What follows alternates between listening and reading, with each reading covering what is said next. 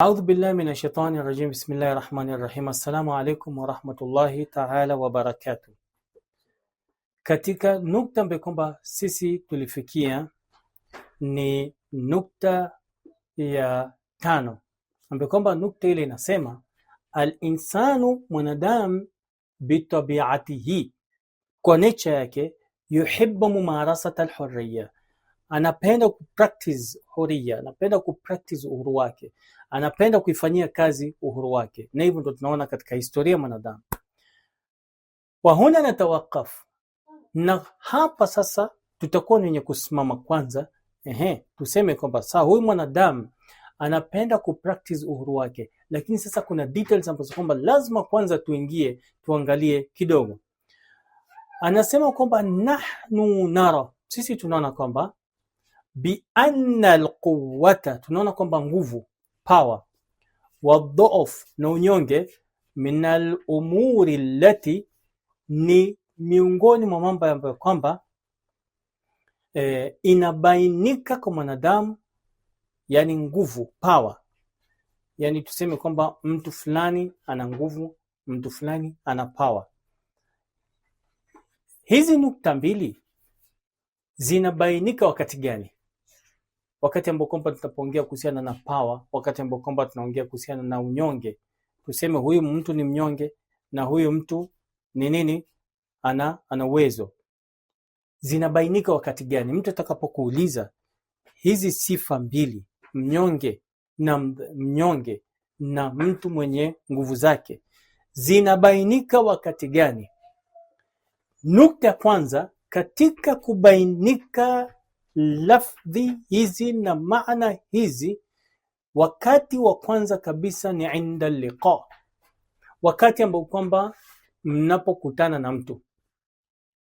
Wakati ambao kwamba unapokutana na mtu, ya kwanza kabisa njia ya kupata hizi haya maneno mawili, yani useme huyu mtu ana nguvu, ana uwezo, na huyu mtu ni mnyonge, ya kwanza kabisa utajua vipi? Ni inda liqa, wakati ambao kwamba utaketi na huyu mtu, utaongea naye, utamsikiza, utajua huyu mtu ni mnyonge, utajua huyu mtu ana udhaifu fulani, utajua huyu mtu ana nguvu fulani. Kwa hivyo utamuita qawi na huyu mwingine utamuita dhaif, ukiwa utamjua mtu na utamtambua mtu kwamba huyu bwana yuko hivi. Hiyo ni ya kwanza. Lakini wakati wa pili ni atakallum, baada ya kuongea. Umekutana naye, umekaa naye, mnaanza kuongea, utajua kwamba huyu mtu ima ni mnyonge au huyu mtu ni ana nguvu zake. Alafu njia ya tatu ni katika ru'ya, katika kuona, yani katika kuona mambo mengi, yani katika kuona kwamba huyu mtu, wewe na macho yako, kwamba huyu mtu bwana, huyu mtu hana uwezo, huyu mtu ambaye ana uwezo. Kwa hivyo inamaanisha kwamba katika kumtambua mtu na katika kutambua waja kwamba huyu mtu ana uwezo na ana nguvu, na huyu mtu hana nguvu, utamjua katika hizi njia. Na pia kuna njia zingine, lakini njia ya kuona ndo njia ya kuona, njia ya kumwongezi, njia ya kukutana, njia ya kusikia, ndo njia ambazo kwamba sio za kudanganya, ndo njia za kuchora nambari kama vile wanavyosema Waswahili. Hizo ndizo ambazo kwamba, hizo njia ambazo kwamba tumesema ndo njia za kuchora nambari. Njia ya kutumia hisia ni njia ya kuchora nambari, na nambari siku zote vile wanavyosema haidanganyi. Wa hakadha, anaendelea anasema na hivyo. Kwa hivyo anasema alamuna al-yawm, katika ulimwengu wetu wa leo, alladhi indahu silah lilqital, katika ulimwengu wetu wa leo, yule ambaye kwamba ana silaha, yusama bilqawi, anaitwa kwamba ni mtu ana nguvu na ana uwezo. Naomba mandugu zangu, hii ni nukta muhimu sana. Alladhi indahu silah, ambaye kwamba ana silaha, anaitwa nani? Yusama bilqawi, anaitwa ni mtu ambaye kwamba ana uwezo. Wa in kana, na hata kama wa in kana hadha al-unwan la yantabiq alayhi, na hata kama hiyo unwani hana. Yule ambaye kwamba yuko na silaha anaitwa nani? Anaitwa na nguvu. Tuchukue nadharia, tuseme mtoto mdogo tumempata hapa, kuna mtu mzima ambaye kwamba ana nguvu zake, ana uwezo, na kuna mtoto ambaye kwamba yuko na miaka 5. Mtoto mmoja ana bunduki, haka katoto haka kadogo wa miaka 5 ana bunduki mkononi mwake, au ana silaha mkononi mwake. Na huyo mtu ambaye kwamba sisi na macho yetu tunamuona kwamba ana nguvu, hana chochote, hana silaha, hana nini. Katika dunia yetu ya leo watu watasema kwamba huyu ambaye kwamba ana silaha, ambaye kwamba amebeba silaha ndo kawi, na huyo mtu ambaye kwamba ana uwezo na nini, watu watasema ndo dhaifu, kwa nadharia yetu ya dunia ya leo. Ala kulli hal, kwa hivyo yule ambaye kwamba yuko na silaha watu watasema ni qawi, ndo anasema yusamma bil qawi wa in kana hadha al-unwan la yantabiq alayhi, hata kama hiyo unwan hana watu, lakini watu watasema kwamba ni ana nguvu zake. Walladhi la yamlik, na yule ambaye kwamba hamiliki, yusamma bil dhaif, anaitwa nani? Anaitwa ni mnyonge. Wa in kana hadha al-unwan la yantabiq alayhi, na hata kama hii unwan hana. Narudia nukta muhimu sana. Walladhi la yamlik, na yule ambaye kwamba hamiliki, hana mali, hana nini, ni maskini hohehahe, jua kwake mwezi kwake. Kuna kitabu ambacho kwamba tulikuwa tunasoma, inaitwa kitabu cha nani, cha Muhammad Abu al-Kaslan. Muhammad Abu al-Kaslan alikuwa anaitwa Muhammad Abu al-Kaslan kwa nini? Kwa ajili kwanza Muhammad Abu al-Kaslan maana yake ni Muhammad, Abu ni baba ya wavivu.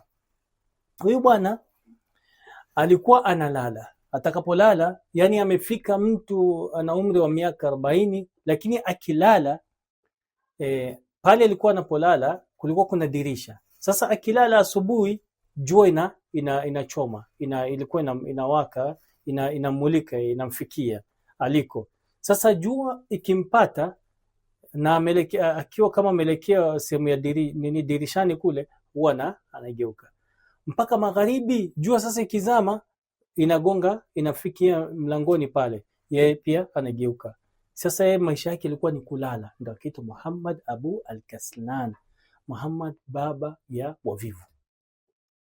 Sasa ala kuli hal, lakini mambo yote haikuwa kwa Muhammad Abu al-Kaslan, lakini katika historia yake ni kwamba wakati mmoja alikuja akafanya kitu, lakini watu katika ule mji walimpenda sana huyu Muhammad Abu al-Kaslan kwa jina, alikuwa ni mtu ana akili zake. Ala kuli hal, tuachane naye.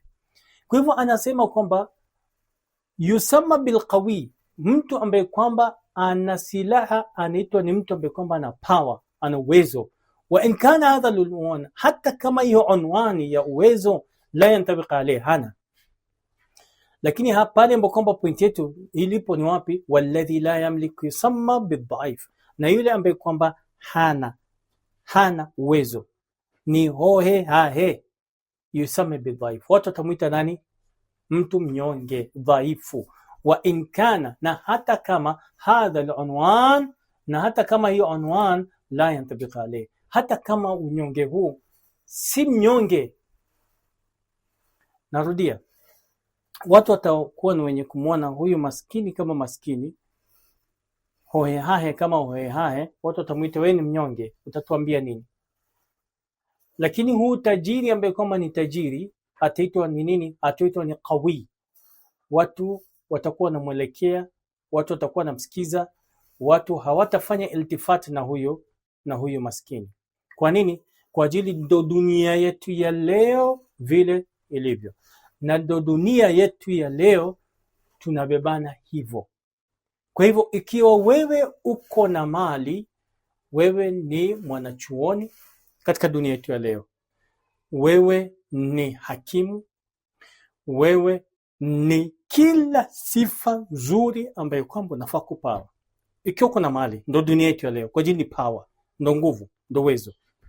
Lakini ikiwa hauna, hata kama wewe umesoma vipi, utakuwa hauna chochote katika jamii, utakuwa huna mwelekeo, utakuwa huna nini.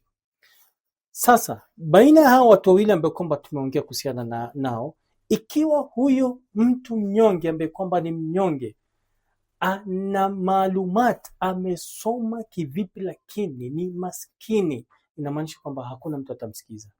Lakini huyu mtu ambaye kwamba ni tajiri na ana uwezo, lakini akili yake hakuna kitu, inamaanisha kwamba watu watamsikiza. Kwa hivyo inamaanisha onwani ya qawi itaenda kwa huyu mwenye mali, kwa huyu mtajiri, na onwani ya dhaif, ya mnyonge, itamwendea huyu mnyonge ambaye kwamba hana. Lakini sasa tunapata kwamba ma anna al-insana, endelea anasema kwamba ya kwamba tunakuta mwanadamu ijtimaiyun.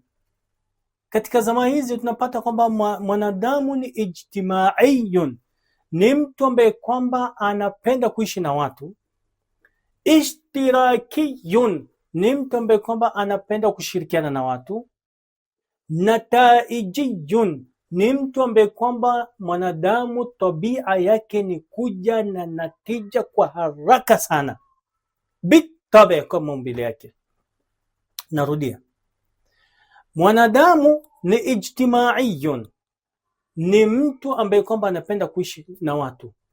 Kwa hivyo kama mwanadamu anaishi pamoja na watu na hajafungua fikra yake na hajajikomaza kifikra, atahukumu kwamba aliye na nguvu na aliye na uwezo ni huyu mwenye mali. Na mwanadamu tunapata ni ishtirakio, ni mtu mwenye kushirikiana na watu.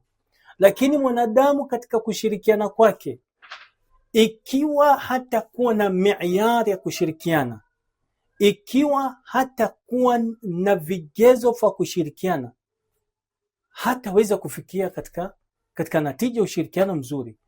Na ni mwanadamu pia ni mtu wa kuja na natija kwa haraka sana.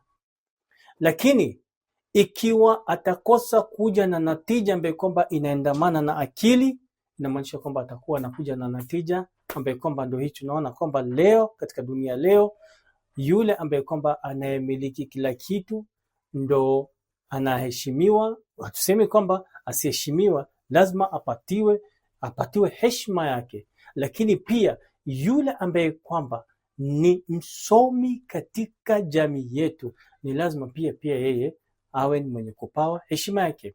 Kwa hivyo ndio maana anasema kwamba yahkumu ala al-akharin, mwanadamu ikiwa ni ijtimaiyun, ikiwa mwanadamu ni mwenye kushirikiana, ikiwa mwanadamu ni mwenye kuja na natija katika maumbile yake, yahkumu ala al-akharin, atakuwa ni mwenye kuhukumu kwa watu wengine. Binafsi hadha al-unwan, atakuwa ni mwenye kuhukumu watu wengine kwa unwani hii ya kwamba wewe ni mnyonge, wewe ni mtu mwenye nguvu zako. Lakini wakati huo katika bahthi na katika uchambuzi hii, inshallah taala, maana ni swala ambalo kwamba katika zama zetu hizi zimekita mizizi. Inshallah taala katika vikao ambavyo kwamba vinakuja, tutakuwa ni wenye kuendelea na nukta hii ambayo kwamba tumekuwa na wenye kwanza nayo. Inshallah taala tumuombe Mwenyezi Mungu Subhanahu wa Ta'ala atujalie min alladhina yastami'una alqawla fayattabi'una ahsana. Wassalamu alaykum wa rahmatullahi ta'ala wa barakatuh.